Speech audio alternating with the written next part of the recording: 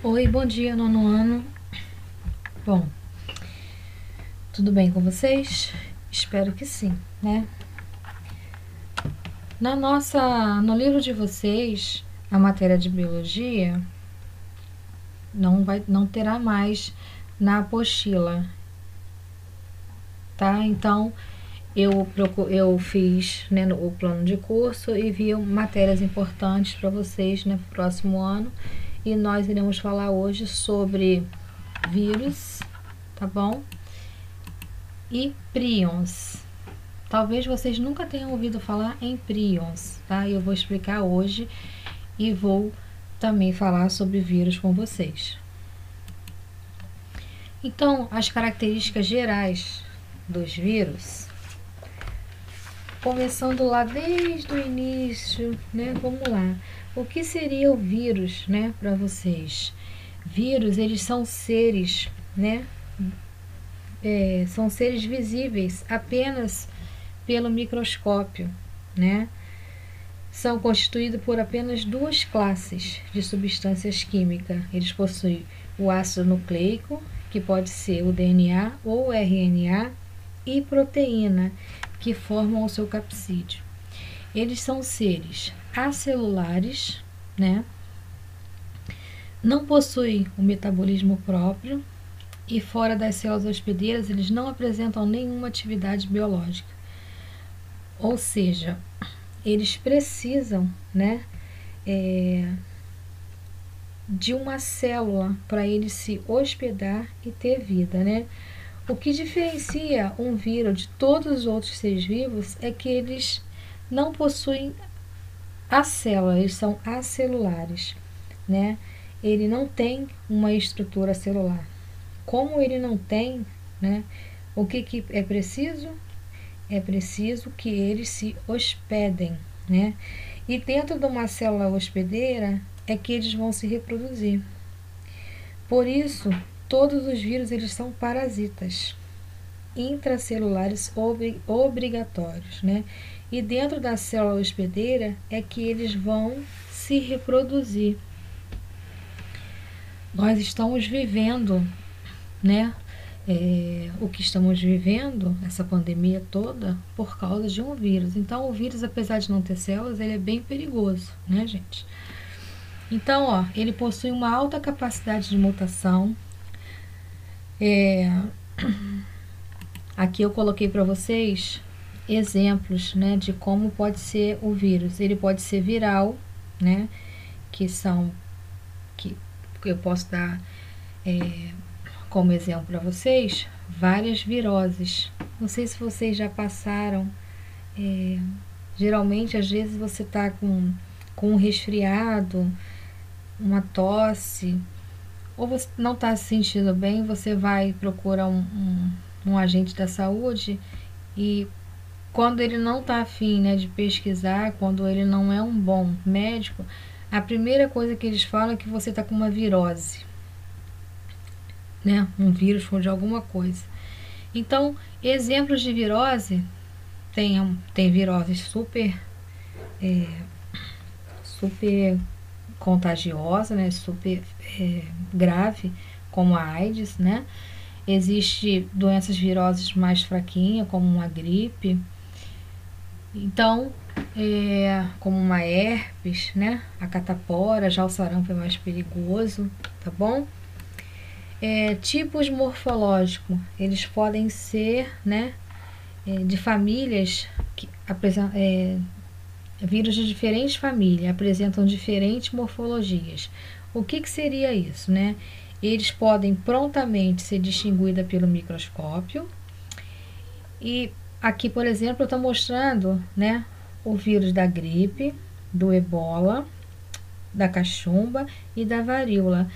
Percebe-se que são totalmente diferentes um do outro, certo? Alguns vírus eles vão ter formas parecidas, né? Daí é importante, né, o uso do microscópio para poder diferenciar um do outro, né? Porque, por exemplo, você está com uma gripe, você não pode tratar uma gripe como se você estivesse tratando uma pessoa que está com o vírus da cachumba, né? Então, é importante saber o tipo de vírus que você tem, que está ocorrendo com você nesse momento. Aqui eu coloquei outros tipos de vírus, só as fotos mesmo para vocês identificar como pode ser, né? Engraçado que, professora, posso ver isso a olho nu? Não, gente, só pelo microscópio. Eles são tão pequeninos, que é impossível visualizarmos a olho nu, tá? Então, ó, existe o vírus não envelopado e existe o vírus envelopado, tá? Vamos ver a diferença entre eles? Então, ó, o vírus não envelopado, ele externamente, ó, ele tem um capsídeo, que é uma cápsula de proteína chamada de capsomeros. Aqui eu botei como exemplo o rotavírus, o papilomavírus, o parvovírus e adenovírus. Internamente tem, como eu já havia falado, ó, aqui eu vou mostrar para vocês, ó, o ácido nucleico, que pode ser o DNA ou o RNA. O que seria isso, professora? O DNA ou o RNA, né? É onde está todas as informações, né? São as substâncias que armazenam as informações genéticas do ser, tá? Então, o vírus envelopado, ele vai ter capsídeo mais o material genético mais o nucleocapsídeo, né? Mais não. Ele vai ter o capsídeo mais o material genético. Com esses dois juntos vai ser igual o nucleocapsídeo, tá? Alguns vírus possuem um envelope lipídico, né? O que é isso? É uma camada formada por parte da membrana plasmática, né? Da célula hospedeira, o qual aquele vírus estava parasitando. Então, tem que ficar fixado, né, na mente de vocês que o vírus, para ele ter vida, para ele ter força, para ele ter qualidade, né, sendo ruim, ele precisa, né, de um espaço, precisa de uma célula de alguém, né, ou de alguma coisa para poder ter vida, tá? São seres são acelulares, não possuem célula de jeito nenhum. Então, aqui, ó, eu coloquei para vocês de uma foto maior, né, para vocês poderem ver um vírus envelopado.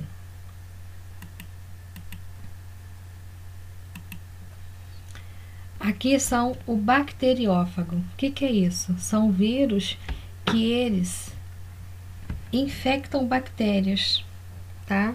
O bacteriófago, ele vai atacar a bactéria, né? O primeiro passo que ele faz é a infecção viral. Ele vai consistir no reconhecimento celular. Eles vão injetar, né, seu material genético no citoplasma da célula hospedeira. Depois, o que vai acontecer quando ele ataca uma bactéria? Ó? Dentro da célula, o vírus ele pode se reproduzir rapidamente copiando o seu material genético, juntamente com as proteínas que formam o capsídeo. Depois, né, dos novos vírus, né, depois da reprodução, a célula vai o quê? Vai se romper, né, vai se abrir, liberando uma enorme quantidade de vírus, né, que vão invadir outras células que estão saudáveis, né, que aí é chamada de ciclo lítico. O vírus ele também pode ligar-se ao DNA de cada célula, tá? Aí o que acontece? Ele duplica-se apenas quando a célula se divide. Aí o nome troca, chama-se ciclo lisogênico. Interação do vírus com as células hospedeiras. Pode ser ligantes ou receptores virais. Os ligantes são proteínas capazes de se encaixar em determinadas proteínas na membrana plasmática da célula que ele vai estar, né, vai estar lá se hospedando. Nas células receptoras virais, as proteínas da membrana plasmática, elas ficam ligantes, né, aos quais eles ligam e se encaixam, como se fosse, né, uma chave.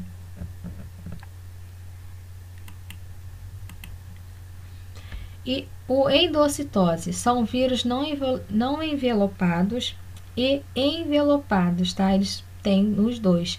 Eles podem entrar na célula por um processo de endocitose, que envolve a invaginação da membrana da célula hospedeira e formação de uma vesícula dentro do citoplasma da célula. E vocês saberiam dizer quais são as principais viroses? Eu coloquei aqui para vocês algumas, né? Algumas viroses que são mais comuns, mas vocês também podem, se souberem outros tipos de viroses, vocês também podem falar no grupo que nós montamos, tá bom? Até mesmo se alguém já passou por alguma dessas viroses, comentar como que foi, né? Então, ó, eu coloquei, mas antes de sabermos, né, sobre as viroses, quando, né, para estudar as viroses, que são as doenças que é causada pelos vírus, precisamos utilizar palavras importantes, né, como o agente etiológico, né? O que é o agente etiológico? É aquele que vai causar a determinada doença. O transmissor, né, que vai ser o organismo que passa o parasita em diferentes hospedeiros. A gente tem que também saber quem é o hospedeiro, né? É o que se dá o abrigo ou nutre o organismo, que pode ser o causador da doença. Tem a profilaxia. O que é isso, professora? São atitudes que previnem, né, contra a instalação de qualquer doença. Tem a endemia, né, que é uma doença que existe constantemente em determinado lugar. Tem a epidemia, que é uma denominação dada à doença contagiosa que atinge rapidamente um grande número de pessoas numa mesma época. Por exemplo, o sarampo, né? Às vezes uma criança, por isso que quando uma pessoa está com sarampo, é proibida de ir para a escola, de trabalhar, porque é uma doença contagiosa, né? Se um pegar, pode passar para os outros. E a pandemia, que no caso é o que nós estamos vivendo, né? É uma epidemia espalhada num país ou em enormes regiões, né? Então aqui eu coloquei para vocês as principais viroses. Eu coloquei o sarampo. Eu vou falar só de 3, tá? Depois vocês deem uma lida no restante, ó. O sarampo, a transmissão dele é pelo contato direto ou pela gotículas de secreções nasais. Quais são os sintomas do sarampo? Tosse seca, né? Fotofobia e manchas vermelhas na pele. E uma observação que eu botei aqui, a vacina, tá? Para o sarampo. Hoje em dia tem muito menos casos do que tinha antigamente. Aí tem a rubéola também é pelo contato direto e secreções nasovocais. Os sintomas é febre, dor de cabeça, dores articulares, linfonodos e inchaços. A observação, né? Malformações em fetos, surdez, tá? E também a vacina. Um outro que eu posso colocar para vocês, né? Posso falar com vocês. Vou pular aqui, ó. Vou botar a hidrofobia. O que seria isso? Mordidas. O pessoal fala assim, que é a raiva, né? O pessoal fala assim, é só o cachorro que transmite? Não. O gato transmite, o morcego também, tá bom? Quais são os sintomas? Febre, espasmos musculares, deglutição, difícil, né? Quer dizer, é complicado você engolir, né? Paralisia e pode levar até o coma. Também a vacina. Então, muitas das viroses contêm as vacinas, né? Agora vamos falar sobre os prions. O que seria os prions? Os prions, né? Eles são partículas infecciosas, tá? De proteínas. Mas por que acontece isso, professora? Vamos ver? Vamos ver? Eles são, Eles são partículas, aqui eu já falei, né, partículas proteicas infecciosas. Eles se localizam nas células do sistema nervoso central. A proteína outrora normal que sofreu uma mutação e tomou-se um prion, capaz de transformar outras proteínas aos correspondentes normais dela em prions. Não sofrem digestão no aparelho digestório e penetram intactos na circulação sanguínea. Alta resistência ao UV e a calor, tá? Acumulam-se em neurônios, transformando as proteínas normais em prions e causando uma morte dessas células. O que vai acontecer? Né? Eles são representados de uma forma alterada de uma proteína que está presente na membrana das células nervosas dos nossos cérebros, né? Essa proteína alterada, ela pode ser originada a partir de mutações do gene, que vai codificar a proteína normal. Por ser menos solúvel, a proteína alterada, ela acaba se depositando nas células nervosas e provocam a sua morte. Desta maneira, pode-se perder o controle motor e apresentar demência e, por fim, até a morte, tá? Os prions nada mais são do que moléculas de proteínas que causam doenças degenerativas, né, do sistema nervoso central, em animais e no homem, né, nos seres humanos, chamadas genericamente de encefalopatias, né, espongiformes. Isso porque se observa no cérebro dos seres dos doentes regiões com verdadeiros buracos, tá? Verdadeiras lacunas de tecido que se assemelham como esponjas. Então, os prions, né, eles também causam doenças, né, que são doenças. Eu coloquei aqui algumas para vocês, encefalopatias espongiformes, que é a doença da vaca louca. Já ouviram falar nessa doença? Vacas comeram restos de carneiros com scrap na ração e desenvolveram essa doença. Em humanos, síndrome de Creutzfeldt-Jakob, curo em canibais da Nova Guiné. Comendo os mortos doentes, eles mantêm a doença. Há poucos anos, CJD foi identificado em um humano muito jovem por ingestão de carne de vacas com BSE. Isto provocou o extermínio de todo o gado inglês e chamou a atenção sobre a síndrome. Aqui eu coloquei para vocês umas vírus e doenças associadas. Eu botei como curiosidade, né? Os viróides, que são partículas de RNA de cadeia simples com o poder de infectar, basicamente plantas, tá? Virozoides são partículas de RNA de cadeia simples com o poder de infectar, mas precisam de um vírus, né? Aí eu coloquei aqui o exemplo que é a hepatite, né? D, que precisa da hepatite B. Os prions, né? Vocês têm que, assim, sempre lembrar que os prions, eles são o quê? São proteínas infecciosas, tá? São resistentes a temperaturas extremas, burla o sistema imunológico, também se reproduz e ataca o encéfalo, deixando-o como uma esponja. Aqui eu quero que vocês, aqui na atividades, eu só passei para vocês o trabalho, né? Eu quero que vocês expliquem com recurso sobre a biodiversidade. Só que eu vou fazer, eu vou tentar fazer com vocês. Eu quero que vocês façam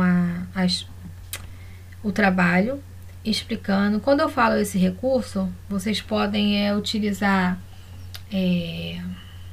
cartaz, algum objeto, né? E vocês vão estar falando. Eu vou tentar montar com vocês um grupo, vou falar no WhatsApp, tá bom?